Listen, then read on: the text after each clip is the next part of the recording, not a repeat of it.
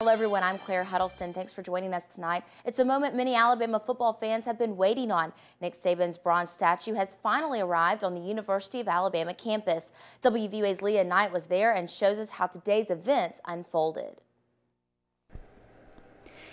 It was as if he descended from the clouds of heaven. Nick Saban's statue arrived on the University of Alabama campus just in time for A-Day. It will become, as some people say, another symbol of the Alabama football legacy. Internalizing something that I grew up with since Saban came in, when I came in as a freshman, and it's also going to be internalizing a legacy. The mummified 9-foot statue arrived in a crate on the back of a truck late Thursday afternoon. A crane lifted it to the pedestal where it will forever stand. Crews unwrapped the bottom part of it only for a moment so they could secure it to the stand. They quickly covered it with a tarp and securely fastened it, making sure no one will be able to get a look at its entirety until the unveiling.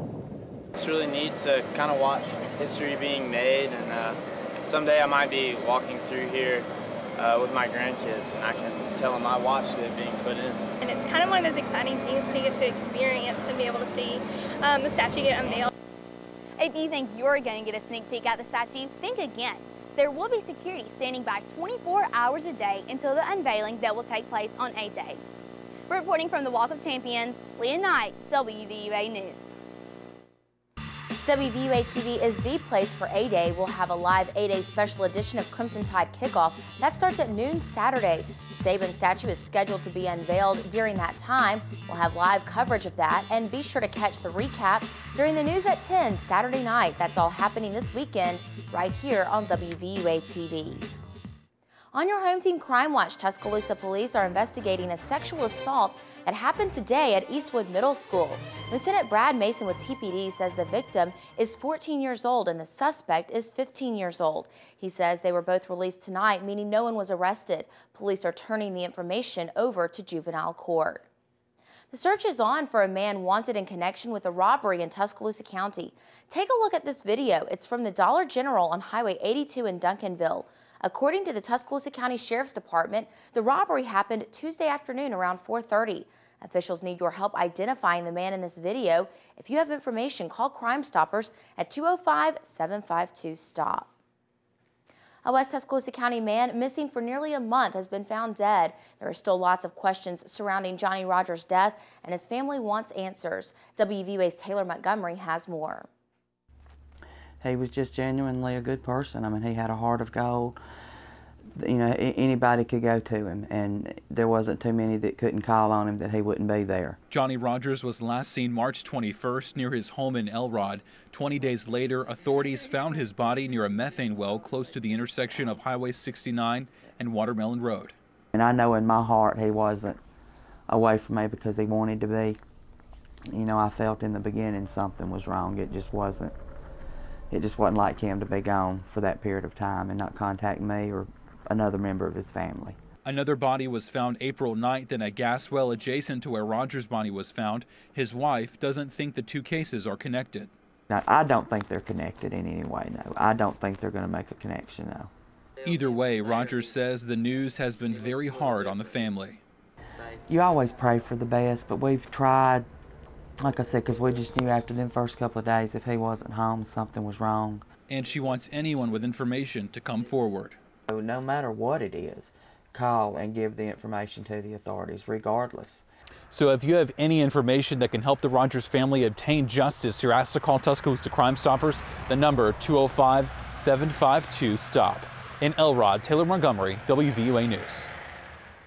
Right now, the Alabama Department of Forensics hasn't determined the cause of death. Debbie Rogers has set up a fund to help the family with funeral expenses. You can make a donation at any Alabama One credit union under the name Johnny Rogers Missing Person. Bullying is not a new problem for schools, but it seems to be getting more attention these days. Tonight, the Tuscaloosa City School System had a bullying awareness meeting. They wanted to inform parents and students about the harms of bullying.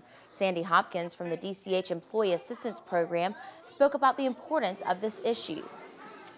I think the more aware people are of bullying, the more that we can work toward trying to stop it. We've got the policy in place, so now we're trying to educate our parents and the community about the policy and the implementation of the policy.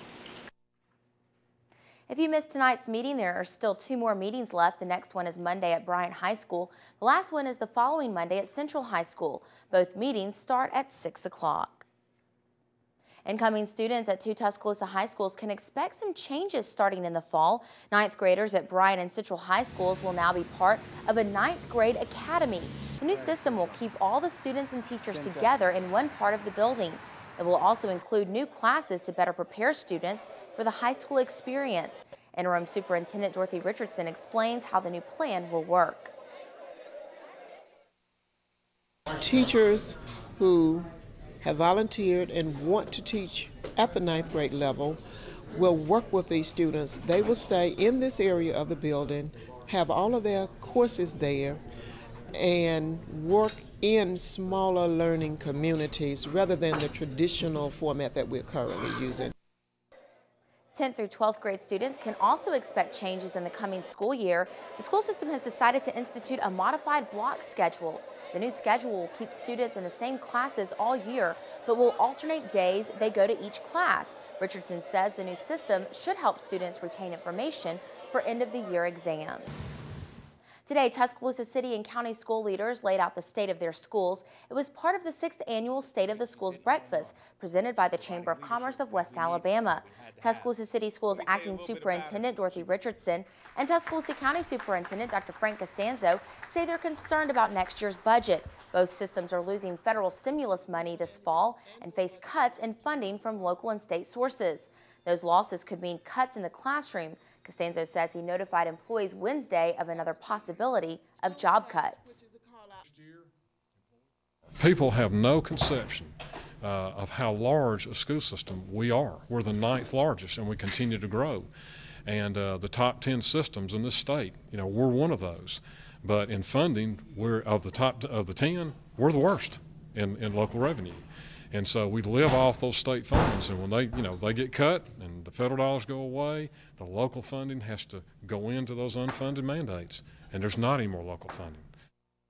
We also have a reserve that we are looking at, and with our reserve, we are hoping that we will have a minimum of loss in personnel.